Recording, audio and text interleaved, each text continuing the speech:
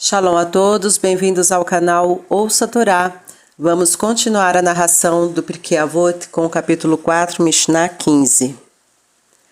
O Rabi Elazar ben Shamua diz que a honra do teu discípulo seja tão querida para ti como a tua própria, e a honra do teu companheiro tão importante quanto a reverência por teu mestre, e a reverência por teu mestre como a reverência pelo céu.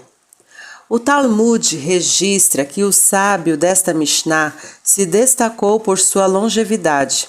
Certa vez, lemos, seus discípulos lhe perguntaram o que fizera para viver tanto. Em resposta, citou 3 coisas que nunca havia feito em sua vida. A segunda era: nunca pisoteei cabeças do povo santo. Como afirmação geral e figurada, poderia significar que sempre tomou em conta os sentimentos e interesses dos demais, que nunca impôs sua autoridade sobre ninguém, nem fez sentir o peso da mesma, que nunca pisou nas pessoas ou em sua sensibilidade, nem ultrajou seus sentimentos. Como indica Urashi, Ad e Locke, este motivo para sua longevidade pode ser interpretado literalmente, já que, na época do Talmud, os alunos se sentavam sobre o piso ao redor do mestre, que se acomodava sobre tapetes ou almofadas. Se o mestre chegasse atrasado, depois que os alunos tivessem se reunido, teria de pisar literalmente sobre as suas cabeças para chegar ao seu lugar. Esta Mishnah, portanto, não é uma surpresa e revela que o Rabi Elazar ben Shamua era fiel ao seu próprio ensinamento. Que honra do teu discípulo seja tão querida para ti como a tua própria. Portanto, toda a sua vida fez o necessário para chegar ao Beit Midrash antes de seus alunos, a fim de que não tivesse que abrir passagem entre eles, pisoteando suas cabeças. Os princípios e as tradições do judaísmo nos ensinam a respeitar os nossos colegas. Estudamos anteriormente que a honra do teu próximo seja para ti tão cara quanto a tua própria. E não desprezes homem nenhum. Todo ser humano foi criado à imagem divina. Portanto, existe algo precioso e sagrado e um valor intrínseco em cada um deles. Portanto, Rabi Elazar ben Shamua destaca algo amplo: a obrigação de honrar e respeitar as pessoas, ainda que haja algo que pareça indicar o contrário ou que nos faça esquecer disso.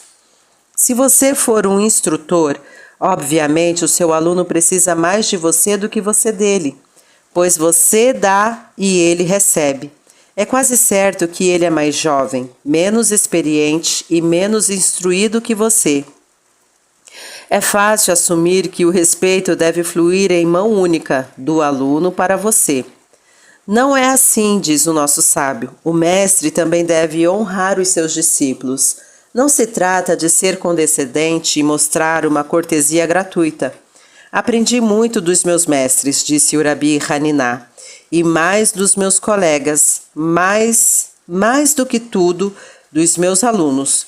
Como explica o Talmud, antes desta afirmação, a Torá é a árvore da vida para os que nela se apoiam. Assim como um pequeno graveto de madeira pode atear fogo a um pedaço grande, um jovem aluno da Torá pode estimular e aguçar a mente de alguém maior que ele, já que para o educador, alerta, o ensinamento nunca será unilateral.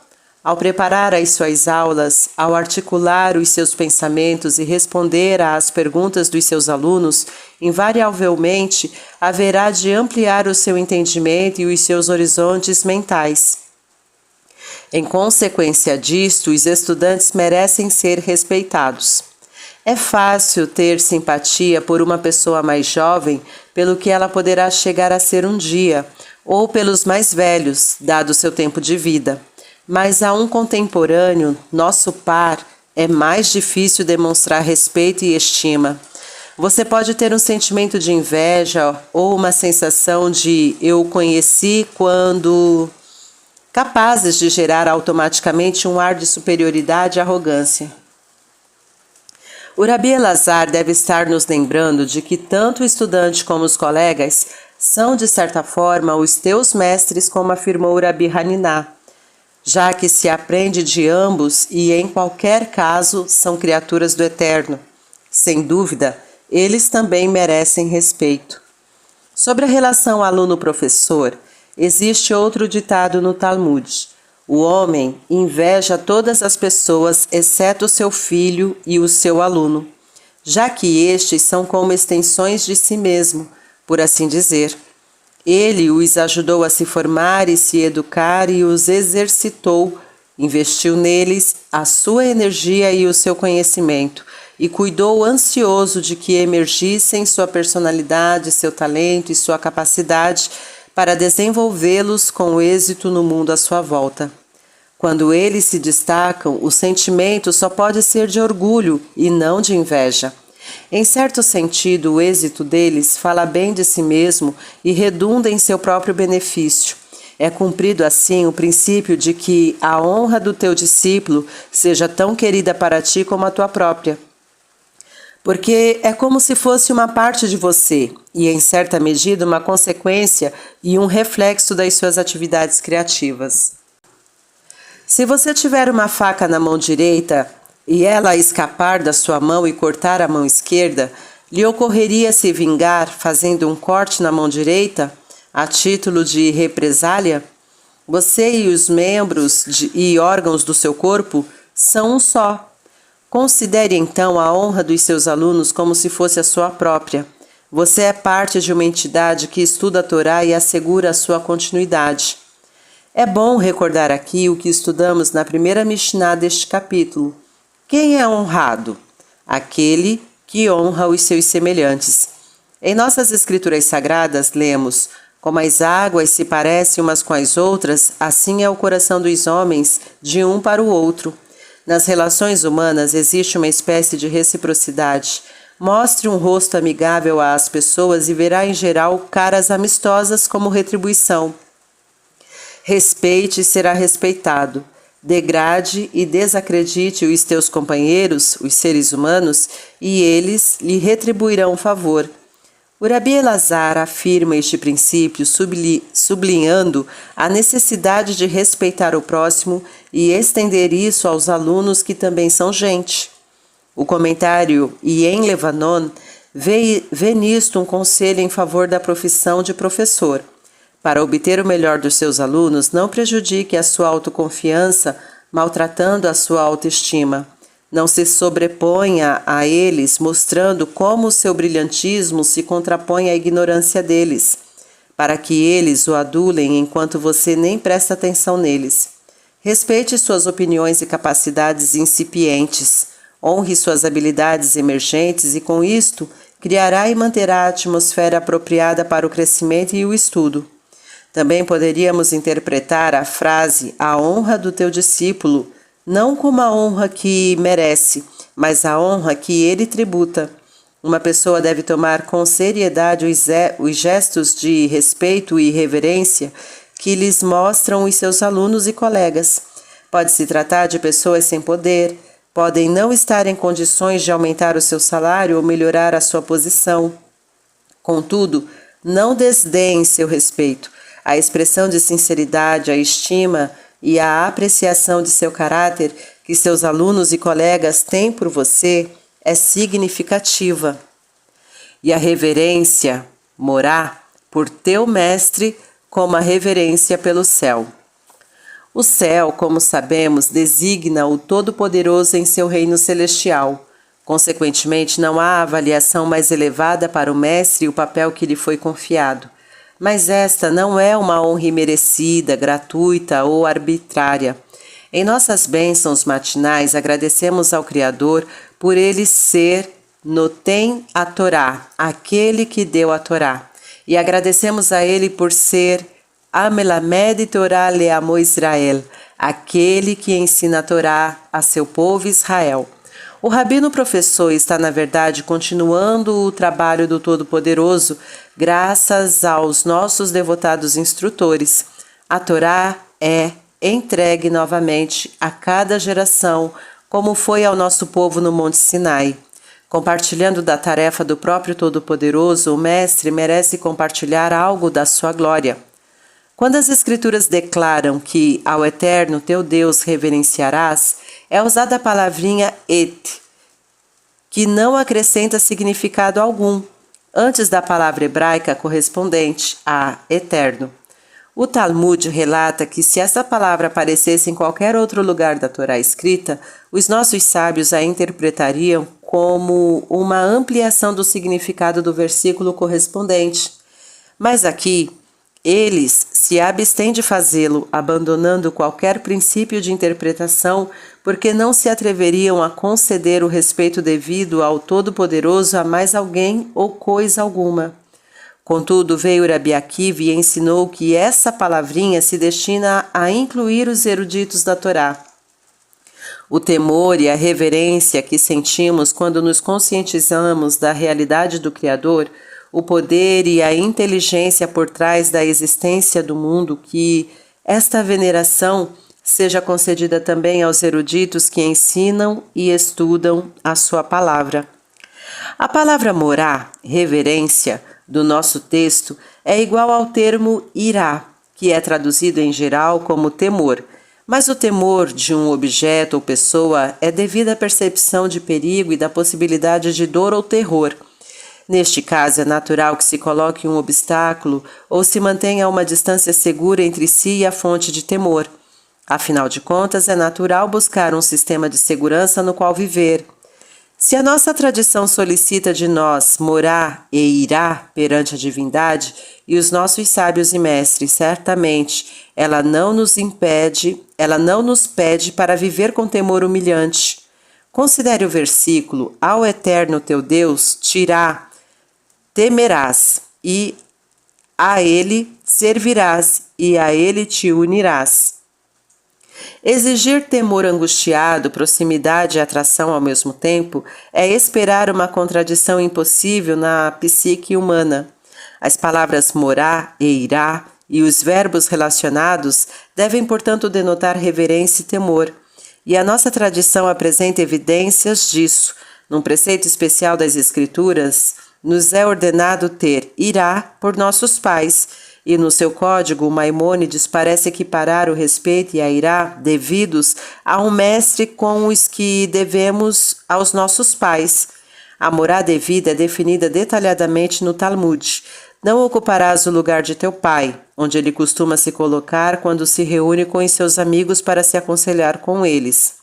Não deverás usar o assento habitual do teu pai, não deverás contradizê-lo peremptoriamente, e se outro adulto e ele tiverem opiniões divergentes, não haverá de ser você quem decidirá se ele tem razão. Isto se soma então ao respeito e temor reverente, com um toque de medo para se assegurar. Talvez contra uma falha, há um velho ditado: a familiaridade gera desrespeito. A morá e a irá evitam esta falha e se opõem a ela. A divindade, os nossos pais e os mestres da Torá compartilham um papel comum e contínuo, nos asseguram a vida, crescimento e desenvolvimento físico e espiritual, de modo que possamos tomar consciência dos nossos potenciais e cumprir o nosso destino de vida no mais além. Como consequência, devemos-lhes respeito e veneração pela vida inteira. Do mesmo modo, devemos ter respeito e afeto pelo nosso rabino e não temor que acabe nos afastando da sinagoga ou das suas aulas e reuniões. Com a nossa reverência, devemos buscar estar junto ao nosso Pai no céu e aos nossos mestres e rabinos. A companhia de um bom educador da Torá e dirigente espiritual nos gratificará sobremaneira. É recompensador visitar uma pessoa assim em sua casa para aprender com ela e imitar seus modos. Que o temor por seu mestre seja do mesmo tipo que o temor ao céu, pois ambos o conduzirão à devoção e à fé. A esta última parte da nossa Mishnah foi dada certa vez uma interpretação mais pungente: que teu respeito pelo teu rabino seja proporcional à tua reverência pelo céu, pois se você for realmente piedoso e sincero em sua devoção, merecerá respeito e veneração. Se, infelizmente, seu próprio desenvolvimento e integridade religiosa não forem muito grandes, a veneração que ele poderá exigir de ti não pode ser grande. De fato, talvez ele esteja na profissão errada. Em Avot, de Rabi Natan, há um trecho muito interessante acerca da nossa Mishnah que se harmoniza com a crença dos nossos sábios de que para cada uma das nossas tradições há uma fonte ou alusão nas escrituras sagradas. Diz, onde aprendemos que a honra do aluno para com alguém deve ser tão cara como a sua própria, que todos os homens o aprendam do nosso mestre Moisés, pois ele disse a Josué, escolha para nós e vai lutar contra Amaleque. Não está escrito, escolhe para mim, senão para nós, indicando com isto que colocou a Josué em seu próprio nível, equiparando a honra deste à sua própria, apesar de ele ser o mestre, e Josué seu discípulo. Agora, onde aprendemos que a honra de um companheiro ou colega deve ser tão cara quanto a do seu mestre? No versículo, e Arão disse a Moisés, ó meu Senhor, e acaso não era Moisés mais jovem que ele? Entretanto, considerou-o seu mestre. E onde aprendemos que a honra de um mestre deve ser tão cara quanto a honra do céu? A honra da presença divina. Está escrito, e Josué, filho de Num, servo de Moisés, desde sua juventude, disse, meu senhor, Moisés, prenda-os. Ele o equiparou à presença divina, a usar a mesma forma de tratamento Adoni. O sábio Rabi Nehuniá ben Akaná também viveu até a idade avançada. Também lhe perguntaram a que se devia esta bênção. Parte de sua resposta foi, em todos os meus anos de vida nunca obtive honra nem glória que proviesse da desgraça dos meus companheiros. É uma fraqueza humana sentir superioridade quando outra pessoa comete um erro. Alguns teóricos apresentam esta como uma das razões para rir quando alguém escorrega numa casca de banana. É como se dissesse a si mesmo, eu nunca teria cometido este erro. Estou acima destas coisas. Na próxima vez que o Baal Tefilá, aquele que lidera as orações, cometer um engano, repare nas expressões dos presentes. O Rabi Nehuniá nunca abrigou tais sentimentos. Assim como o longevo sábio desta Mishnah, ele tinha arraigado em seu caráter o conhecimento de que cada ser humano exige o nosso respeito a todo momento. Manifestar a sua suposta superioridade, regozijando-se enquanto o outro perde a dignidade, é demonstrar que não és digno de estima. Mais ainda, se buscamos manter o nosso prestígio superior, declarando os outros indignos do nosso respeito, acarretamos para nós inimizade e dissensões. A nossa Torá, por outro lado, sublinha sobremaneira a necessidade de nos relacionarmos harmoniosa e pacificamente. Muitas passagens do Midrash começam com as palavras Gadol ul Ashalom. Grande é a paz, e prosseguem dizendo diversas provas das Escrituras sobre essa afirmação. Como a Mishnah o estabelece tão bem no final, o Santíssimo bendito seja, não encontrou outro recipiente além da paz para conter a bênção para o povo de Israel. Que proveito há em receber todas as bênçãos e obséquio do mundo, se você não tem um recipiente adequado, nem um cesto, nem um vasilhame para contê-los? Elas escorregarão pelas suas mãos através dos seus dedos e se perderão rapidamente. Se não houver paz entre os seres humanos, qualquer outra bênção perderá o valor e desaparecerá. Até que ponto a Torá está imbuída deste tema? O valor da paz e a condenação do conflito e da desunião. Podemos deduzir da seguinte passagem do Midrash. Por que não está escrito acerca da criação do segundo dia, e viu Deus que era bom, conforme está escrito nos outros 6 dias da criação? O Rabi Haniná responde, porque neste dia foi criada uma divisão, como está escrito, e que o firmamento divida as águas das águas. Disse o Rabi Taviomi, Se uma mahloket, divisão, diversidade de ideias, para a estruturação e estabelecimento do mundo de modo apropriado, as palavras kitov, que era bom, foram omitidas com muito mais razão, devem ser omitidas numa mahloket, divisão e conflito, destinada a perturbar o mundo. E lemos ainda: o Rabi Meir respondeu: é difícil de suportar uma mahloket, divisão, até mesmo uma mahloket para o estabelecimento do mundo, pois está escrito: e Deus fez o firmamento e dividiu as águas. Por causa da separação mencionada, as palavras kitov, que era bom, não estão escritas aí. E a inferência é clara: se numa mahloket para o estabelecimento do mundo é assim, com muito mais razão o será numa mahloket, uma divisão e conflito destinados a destruir o mundo. Os nossos sábios eram sensíveis nesse ponto, os matizes e sugestões sutis do significado das Escrituras. Segundo o relato da criação, o firmamento era necessário para separar uma massa oceânica coletiva em águas do céu e águas da terra. De outro modo, a vida neste planeta seria impossível, pois tudo estaria coberto por este líquido. Contudo, uma cunha foi colocada entre os elementos que naturalmente deveriam estar juntos. Um elemento foi separado de seu semelhante. Portanto, a Torá não podia dizer kitov, pois isto significaria carimbar com sua plena aprovação uma divisão. Qualquer tipo de divisão entre pares, irmãos, o homem e seu próximo é difícil de suportar e não pode ser totalmente boa. É interessante que o firmamento, raquia, tenha se transformado em shamaim, céu. No versículo seguinte, os nossos sábios dizem que esta palavra é composta de esh, fogo, e maim, água, pois estes são os dois elementos que formam o céu. Este conceito fascinante traz à mente fenômenos como as mudanças repentinas de calor extremo para frio extremo que ocorrem no espaço exterior e a conjunção de raios e chuva nos céus.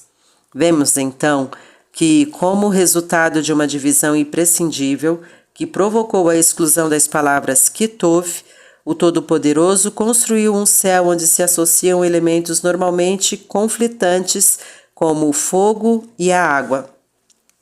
Depois da mahloket, temos um conflito entre dois elementos hostis que devem permanecer unidos para formar o céu e servir ao Todo-Poderoso em seu objetivo cósmico.